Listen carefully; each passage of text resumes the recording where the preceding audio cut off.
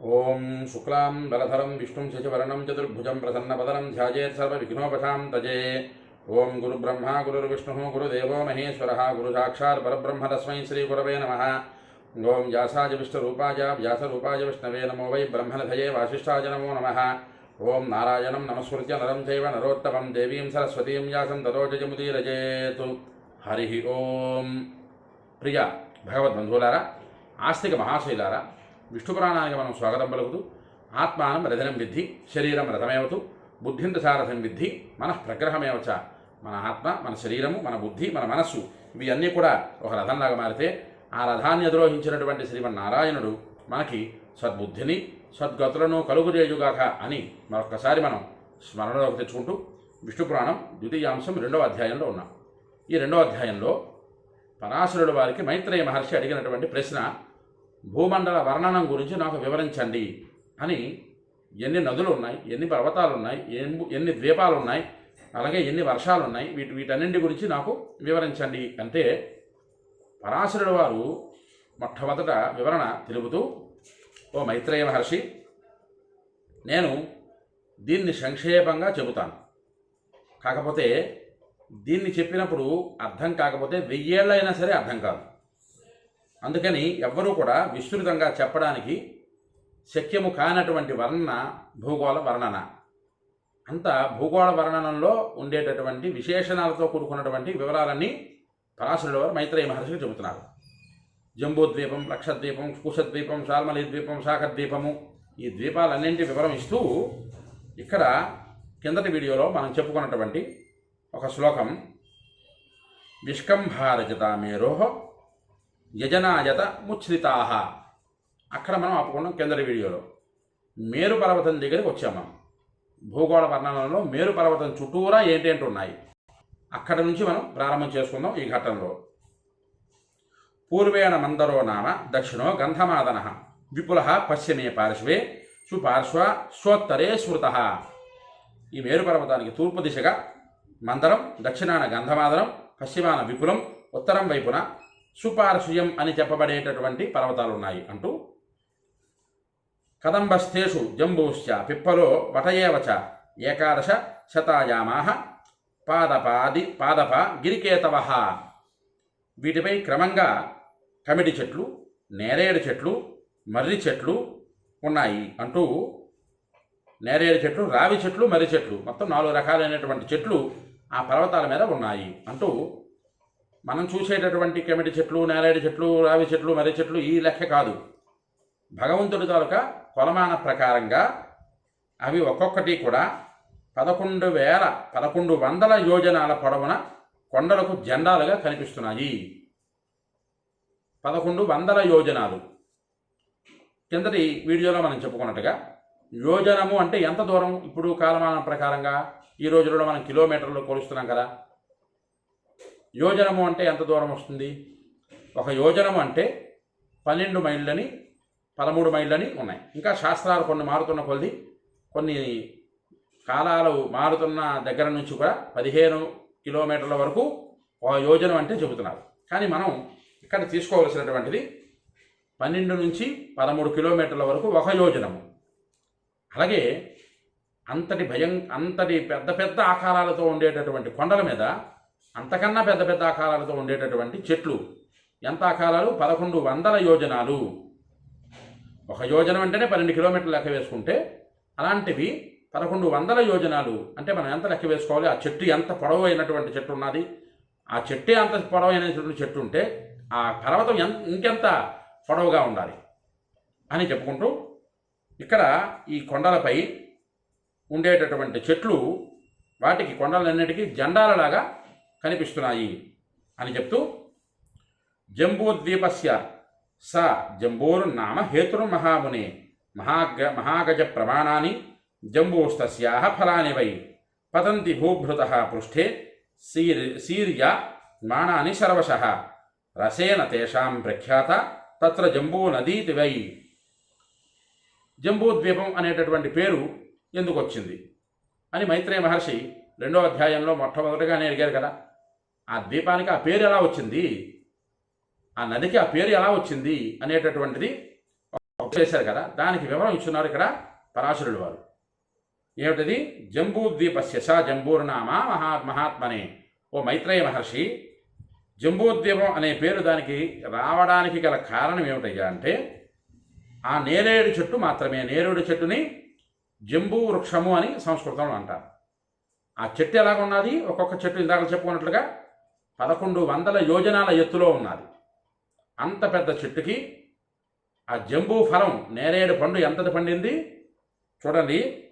ఆ జంబూ వృక్షం యొక్క పండ్లు పెద్ద పెద్ద ఏనుగులంతా ఉండి, పెద్ద పెద్ద ఏనుగు, ఒక మహా ఆకారంతో ఉండేటటువంటి పెద్ద ఏనుగు ఎంత ఆకారంలో కనిపిస్తుందో అంత ఫలం ఉండేదట ఆ చెట్టుకి.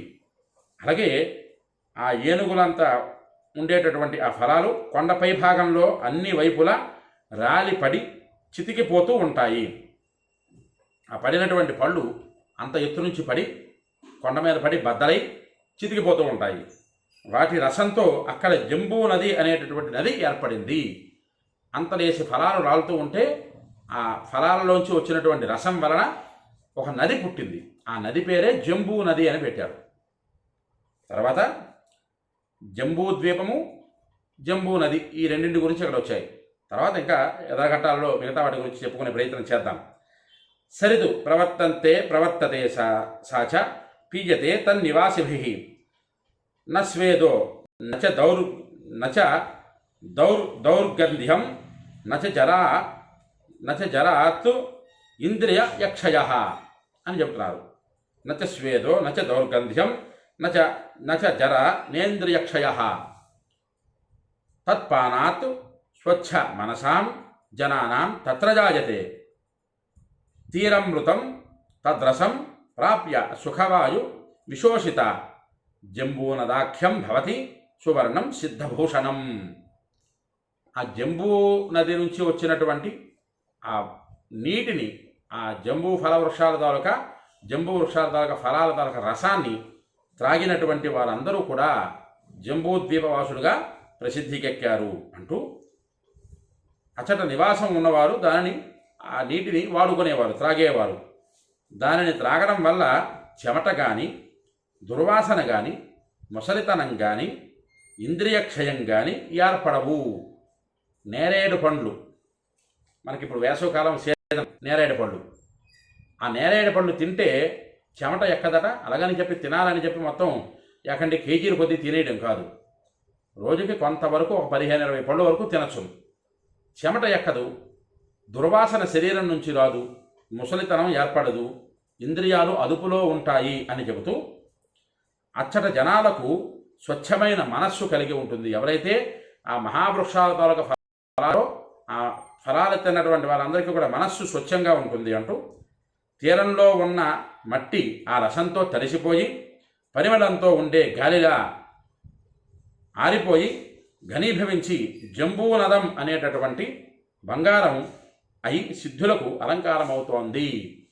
జంబూనదము, ఈ పదం జాగ్రత్తగా పట్టుకోండి. జంబూనదము, అక్కడ వచ్చేటటువంటి ఆ వీచేటటువంటి గాలి, ఆ వృక్షాల నుంచి వచ్చినటువంటి గాలి, అక్కడ పడినటువంటి ఆ ఫలము, ఆ ఫలం నుంచి వచ్చినటువంటి ఆ రసము, ఆ రసం త్రాగినటువంటి జీవులు, వారి తాలూకా స్వచ్ఛమైనటువంటి మనస్సు, అలాగే అక్కడ ఉన్నటువంటి మట్టి, ఆ మట్టిలోనే ఈ జంబు నేరేడు పండ్ల తాలూకా రసం కారుతుంది కదా, ఆ కారినటువంటి ఫలం తాలూకా ఆ పరిమళంతో కూడుకునేటటువంటి ఆ మట్టి, అది మొత్తం కూడా ఘనీభవిస్తుంది.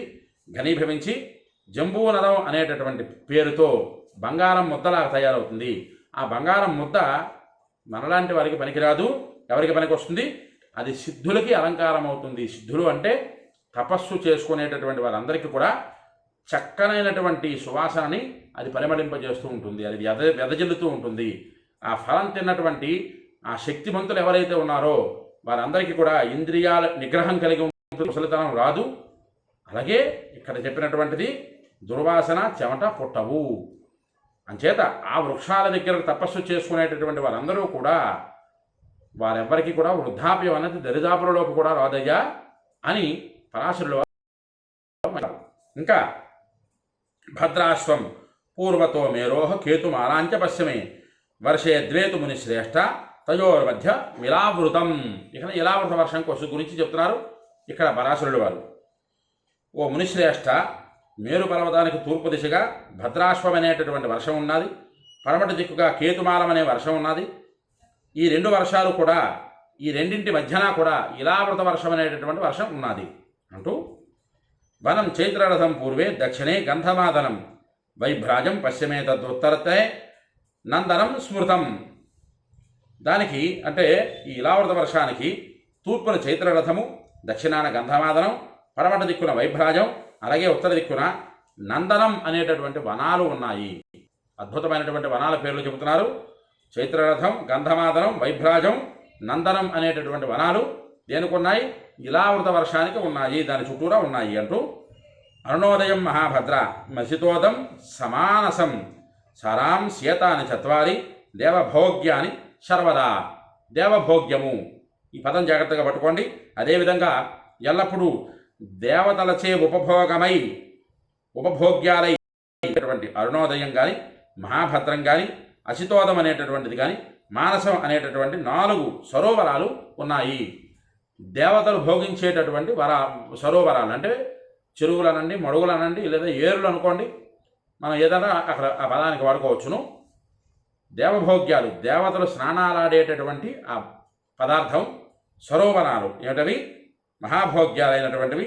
అరుణోదయం అనేటటువంటిది, మహాభద్రము, అసితోదము, మానసము అనేటటువంటి 4 సరోవరాలు ఆ ఇలావృత వర్షంలో ఉన్నాయి అంటూ, సీతాంబస్య కుముద్వాంశ కురరి మాల్యవాంస్తథ వైకంక ప్రముఖ మేరో పూర్వత కేశరాచల. సీతాభం, కుముద్వాన్, కురరి, మాల్యవంతం, వైకుంఠం, వైకంకం అనేటటువంటివి మేరు పర్వతానికి తూర్పు దిక్కున ఉన్న కేశర పర్వతాలు అని చెప్తున్నారు. కేశర పర్వతాలు ఏమిటి? దాని వివరం కాస్త తెలుసుకునే ప్రయత్నం చేద్దాం. త్రికూట శిరసస్సైవ పతంగో రుజకస్తథ నిషదాడ్య దక్షిణతస్తస్య కేశర పర్వతా. త్రికూటము, శిశిరము, పతంగము, రుచకము, నిషధము మొదలైనటువంటి దక్షిణ దిక్కున ఉన్న పర్వతాలు అంటే ఇలావృత వర్షానికి దక్షిణ దిక్కున ఉన్న పర్వతాలన్నీ కూడా కేశర పర్వతాలు అని చెబుతున్నారు. అయితే శిఖివాసా న వైఢూర్య కపిలో గంధమాదన జారుధి ప్రముఖస్తస్వాత్ పశ్చిమే కేశరాచలా. శిఖివాసస్సు, వైఢూర్యము, కపిలము, గంధమాదనము, జారుధి మున్నగనవి, అలాగే పడమటి దిక్కులు ఉన్నటువంటి కేశర పర్వతాలు. 4 దిక్కుల వందు పర్వతాలున్నాయి ఇలావృత వర్షానికి.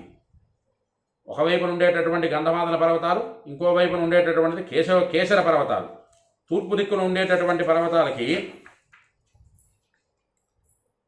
సీతాంబం, కుముద్వాన్, కురరి, మాల్యవంతం, వైకంకం అనేటటువంటి 5 పర్వతాలు, 5 రకాలైనటువంటి కేశర పర్వతాలు ఆ ఇలావృత వర్షానికి ఎటుపక్క ఉన్నాయి?